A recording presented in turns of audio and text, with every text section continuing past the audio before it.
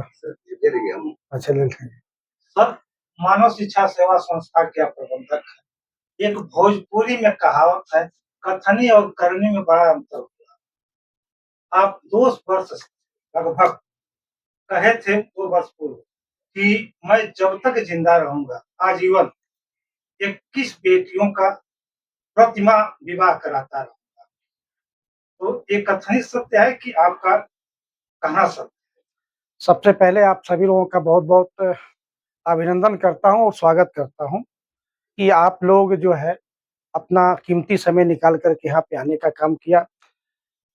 जो आपने कहा कि भोजपुरी में कहावत है कि कथनी और करनी में बड़ा अंतर होला। तो देखिए, अगर हम कहें तो भोजपुरिये में जवाब दे दें?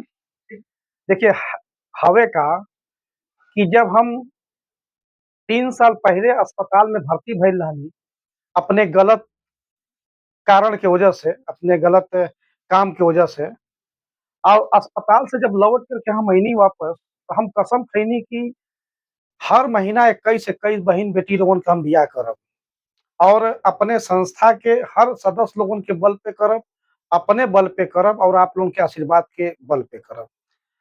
और ई हम आज कह सकत बानी कि लगातार 20 महीना से ई कार्यक्रम गरीब महोत्सव के नाम से बहिन-बेटी लोगन के बियाह, घर बसौले के नाम पे ई कार्यक्रम चलत बा और ई कार्यक्रम तो हम बतौले बानी कि जब तक जिंदा रहब तब तक चली।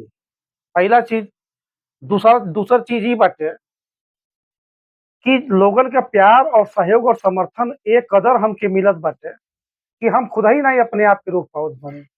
अब आप गौर से आप सब जने देख सकत तनी जा कि पिछला जौन 19 महीना लगातार बियाह भइल, उ तो 21-21 जोड़ा एकहक दिन में निपटल। एक बार तो 200 102 लइकिन के बियाह भइल रहे, जब 3-4-5 महीना के संते एके बार करौले रहनी त। लेकिन ए बेरी जौन असीम जौन लोगन के प्यार मिलत बा, माता बहिन लोगन क, चाचा दादा लोगन क, भाई लोगन क, सब युवा साथी लोगन के जौन प्यार मिलत बा, जौन समर्थन मिलत बा, वो समर्थन के बल पे हम ई सोचनी कि जब महीना में एक बार कराई ना, तो वो एक बार में सब लोग नाई इकट्ठा हो पावेला, सब लोग नाई शादी में शामिल हो पावेला। तो यही मारे ई सोचनी कि चलो अब ई जौन 20वां महीना जौन चालू भइल ह, ये 20वां महीना में हम 3 बार में शादी निपटाई।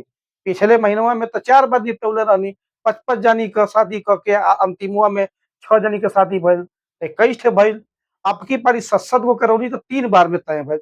एसे फायदा ई हो गइल कि एक तो टेंट-ओंट क खर्चा बच गइल, मजूरी-ओजूरी सब बच गइल, दूसरा टाइम बच गइल, अब तीसरा जौन बा कि 3 पार्ट में शादी करौले का फायदा ई हो गइल कि हर बार अलग-अलग लोगन के अइले के मौका मिल गइल।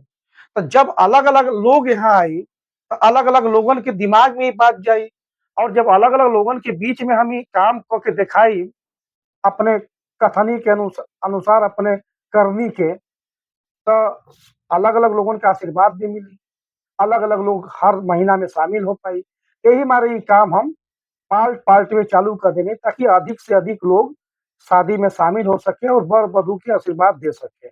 आज आप देखले होखब जा सब जानी, आज एक ठो मुस्लिम जोड़ा भी शादी में शामिल भइल रहल लोग और चूँकि ई जानकारी हमके नाहीं रहल पहिले से, अगर जानकारी रहल होत त हमहू काजी बुलौले होती और बढ़िया से कबूल करवा देले होती।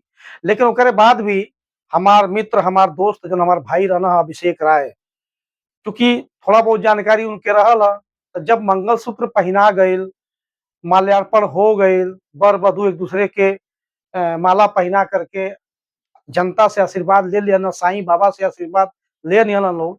वही में हमार मित्र जौन अभिषेक राय रहना ह, कहना ह कि एक बार हम ही कह दें कि कबूल बा कि नहीं।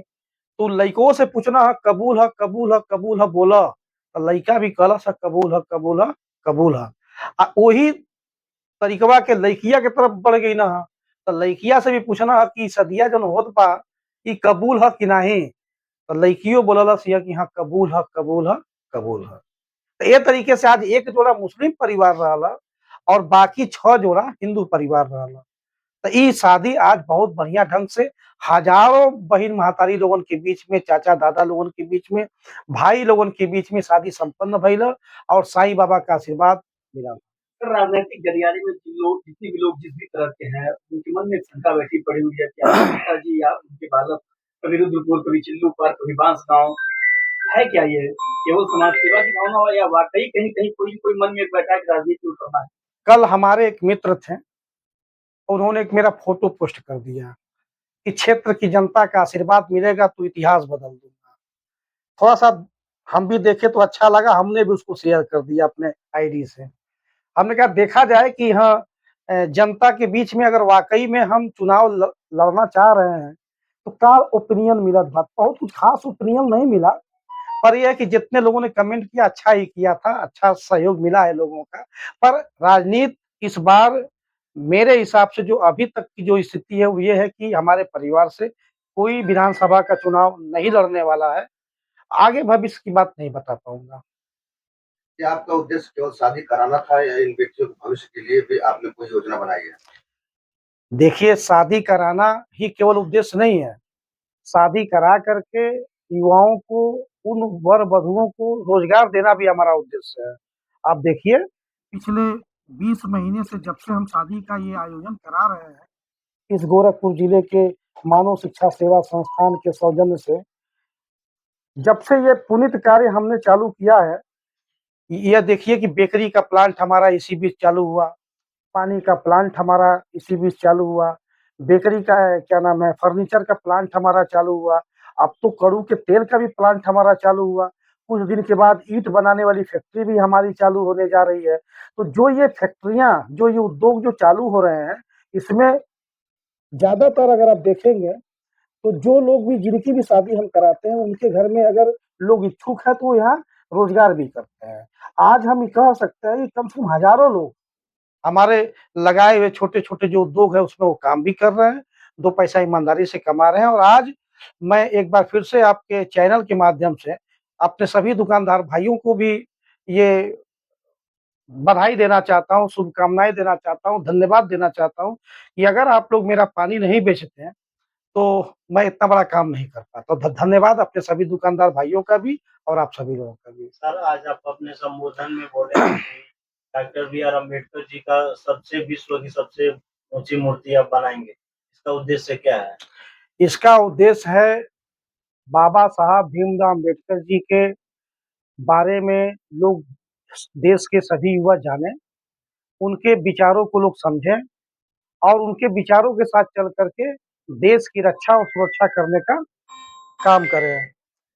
और जो काम बाबा साहब भीमराव अम्बेडकर जी ने किया है, वो तो जो उन्होंने संविधान की जो रचना किया है, वो रचना तो, उस रचना के बल पे तो पूरा हिंदुस्तान नहीं बल्कि पूरे हिंदुस्तान के लोग जिस जिस कंट्री में रहते हैं, जिस जिस देश विदेश में रहते हैं, हर जगह बाबा के संविधान के हिसाब से लोग चलने का और काम करने का काम करते हैं। लेकिन जो उनका मेन उद्देश्य है कि पहले शिक्षित बनो, संगठित हो, उसके बाद संघर्ष करो। तो बाबा साहब का जो सपना था, उस सपनों को युवाओं तक पहुंचाने के लिए, लोगों के जन जन तक पहुंचाने के लिए ये हमारा मिशन इस पे काम कर रहा है, ताकि आने वाले समय में जब वर्ल्ड की, पूरी दुनिया की सबसे बड़ी मूर्ति मानव शिक्षा सेवा संस्थान और उसके लोग जनता के सहयोग से जब 251 फुट की मूर्ति को स्थापित करेंगे और उसके बाद जब उसमें आप उसके वहां जब मूर्ति के पास जब आप जाएंगे और उस मूर्ति के नीचे जब आप देखेंगे तो बाबा साहब से संबंधित अनेकों हजारों पुस्तक जब आप देखेंगे, उसको पढ़ेंगे, तो वो बाबा साहब के प्रति आपकी जागरूकता अपने आप बढ़ती चली जाएगी। और जो उनका सपना था, संघर्ष करो, शिक्षित हो और आगे बढ़ते रहो, ये सारा चीजें अपने आप होना चालू हो क्या जाएगी। मानव शिक्षा सेवा संस्था वाकई में निःशुल्क शादी करवाती है? आप ये हमसे काहे पूछ रहे हैं भाई? ये आप जब आप लोग आते हैं भीड़ में, तो भीड़ में आने के बाद जो जनता यहाँ आपको दिखाई देती है, उनसे पूछिए। और निःशुल्क की बात है तो निःशुल्क तो होता है, 1 रुपया हमारे वहाँ आप भी चाहे तो शादी करवा सकते हैं। अगर किसी भी गाँव में कोई भी इस तरीके की कोई बहन-बेटी है, कोई बेटा है, जो मतलब असहाय है, तो उनको लाइए, उनका फार्म भरवाइए निःशुल्क। फार्म भरने का कोई भी चार्ज नहीं होता है। आपके चैनल के माध्यम से बता दूँ कि आधार कार्ड, वर-वधू का फ़ोटो उनका मोबाइल नंबर और दोनों लोगों की गार्जियन का आधार कार्ड। ये फॉर्म भरते समय लगता है, उसके बाद जब फॉर्म भरा जाता है, तो फिर जब उनका नंबर आता है, तो फ़ोन द्वारा उनको सूचना दिया जाता है। उसके